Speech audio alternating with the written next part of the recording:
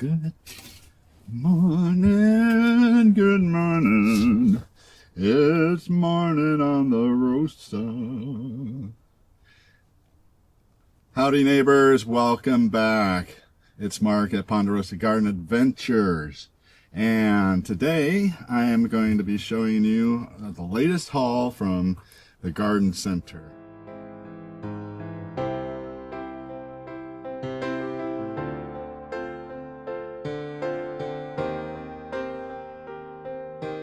So we went to our favorite garden center. It's a locally owned small business kind of thing, and the people that work there are experts. They really know gardening and plants and botany. So we loaded up on some plants. It's late summer. We're into August now, and so what happens this time of year is anything that didn't come up from seeds, we go out and we end up buying starts. So you'll see we've got some starts here to plant, and I'll go over those first. We'll start out with the marigolds. All right, that's pretty plain and simple. Marigolds are my go-to flower for attracting pollinators and getting a splash of color in the garden. So I've got 2 6-packs of those to plant around the raised beds. And then I have some sunflowers. Now, I feel a little guilty about getting starts because sunflowers are so easy to grow. Except the problem is the birds keep eating the sunflower seeds. Every time we try to plant them, the birds come along and eat them. So it's hard to get these to grow to this size. And so this year we're just going to have to use these starts. This is a Titan. These are supposed to get 10 to 12 feet once we get them in the ground. So we'll get these in the ground. I love sunflowers. It's one of my favorite flowers. They make me happy. And for me, nothing says summer like sunflowers. So we're going to get those in the ground somewhere where they're prominent. We can see the beautiful sunflowers coming up. All right. So watch for videos on planting all that stuff. And now we have some edible crops. And I'm going to start out. I did get a couple more pumpkins. So if you saw my last video, we just harvested the pumpkin, the one pumpkin we got off of the plants, the seeds we planted. So I planted from seeds. I got one pumpkin, and the plant's dead now. So if we want more pumpkins, I'm going to have to plant from starts. These are supposed to be, what are these? This is jack-o'-lantern, the same kind of pumpkin that I started from seed, and they just get little small pumpkins on them. So it's 75 days, and what's today? Today is the 7th, so 24, 54, 21st. That brings us right about October 21st. So about 10 days before Halloween, we should be getting some pumpkins off of this. Sounds perfect timing, right? We'll see. So watch for a video on planting those. And now the green leafy vegetables.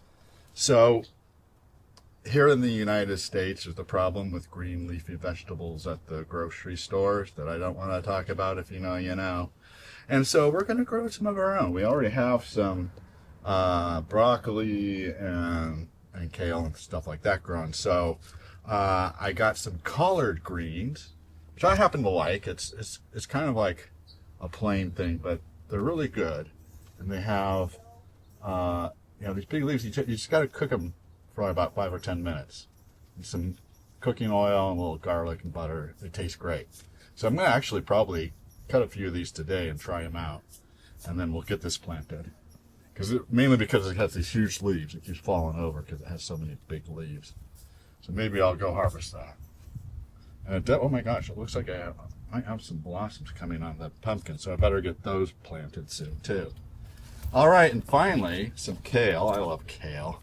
And this is a nice little 6-pack because we have, well, except for this one, doesn't seem to be doing okay. I don't know what happened here. But we have a green kale, we have a red Russian kale, and this is Lance. Long, really long kind of leaves. And so we'll get these started so that when the weather cools off this fall, in a few weeks, we'll have lots and lots of kale. And kale does really well here in Zone 10A. And we can actually grow them from seeds, which we will do also. But this way we'll have like succession growing. These will be producing edible crops while the others are just getting started. And Sharon also got some lettuce, so we're going to mix and match. I'm going to give her a couple of these kale. She's going to give me a couple of lettuce, and so we'll be growing lettuce and kale, collard greens, and broccoli. Now, when I was at the garden center, I had to ask because something is eating all my broccoli. Right? So I asked them, I said, look at this right here. See how this is all eaten? I said, something's eating my broccoli right here. Something's eating my broccoli and eating like the whole leaf, all the leaves. And so he speculated it was some kind of caterpillar. And so he recommended this. This is BT, is Bacillus thuringiensis.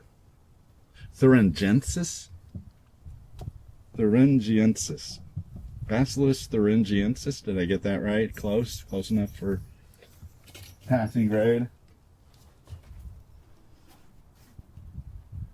Let's see it up close. It's called BT for short. So this is for what is it? It's for gypsy moth, arrowworm, and various other hornworm. This is the thing that'll get those. It's some kind of bacteria. I don't want to think about how that works. So I tried it on the broccoli I've already got planted. It seems to be working, but you have to use it every few days till they get rid of them. And then I also got some neem oil. We use neem oil a lot for aphids, powdery mildew, black mildew, white flies, all that kind of stuff. We have lots of problems. And neem oil is just an all-purpose insecticide, fungicide. Really, really handy. So we're going to be hitting everything with neem oil when we get a chance. We have to wait for overcast day, really helps. And of course I got some fertilizer. So I got some citrus fertilizer for our citrus plants because they're doing really well this year. This is just tomatoes, but I use these in the vegetable garden just to feed everything. Anything, peppers, anything will work. And these are rose fertilizer stakes. I like these. I only got 10, so that's only enough to do the big ones. I'm gonna have to get one of the little smaller ones for the other roses, but they didn't have that. And then I got just like a general purpose, all-purpose. This is a 555 NPK, which I like. A 555, a 444, 666, something like that. Just all-purpose. It'll make a good starter. It'll make, and just, mid-season. Anytime we're planting or, transplanting, we want just an all-purpose fertilizer for that.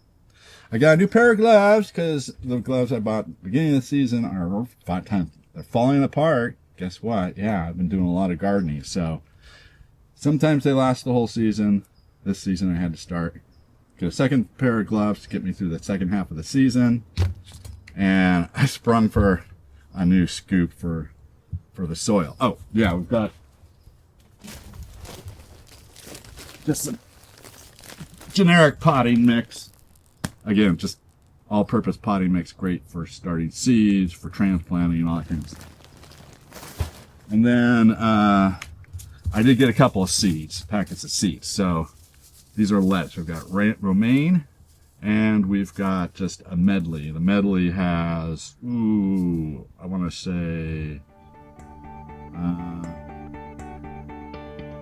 let's see. So we've got Ponderosa, oak leaf,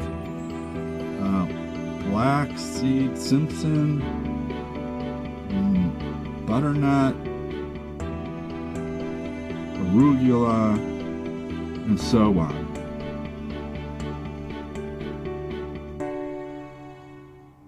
This packet sews up to 40 feet, so that's a pretty big row. And this is just romaine lettuce. So we're going to get these started. We might have to start these inside. Now, I would love to plant these today, but we are on the verge of a heat advisory for the next 36 hours. And so I'm always conflicted because I know it's hard for the plants to survive a heat wave in these little containers. I've soaked them all this morning. But by the same token, if I put them in the ground, the shock of transplant combined with heat and dry, the roots drying out that can kill them too. So we're in a bit of a bind. I'm going to wait till Monday when the weather cools off. So join me back on Monday when I plant all this stuff. It's always fun doing a garden haul. It's always fun going to the garden center. It's like, I have to like prevent myself. I have to restrain myself from going in sometimes because I know I'm going to come out with some plants and fertilizers and stuff. So anyway, we are ready to launch into sort of the second half of the season, start getting some winter planting done. Like I said, we might do some seeds, like indoors where it's cooler, and then bring them outdoors in a few weeks when the weather cools off. But whatever, I hope it is I know it's hot wherever you are. If you're in the northern hemisphere anywhere, it's a hot summer. We have temperatures coming up. We're expecting 40 degrees Celsius, over 100 degrees Fahrenheit in the next 48 hours. So I'm just going to leave these here. I've got a canopy up. I've got an umbrella up to kind of shelter them. I'll come check on them, make sure they're getting water and stuff. I think we're going to be okay if we just let them acclimate for a couple days and then get them in the ground. So watch for those upcoming videos when I plant all this stuff. Thanks for watching another episode of Ponderosa Garden Adventures from Sharon and Mark. We'll see you next time.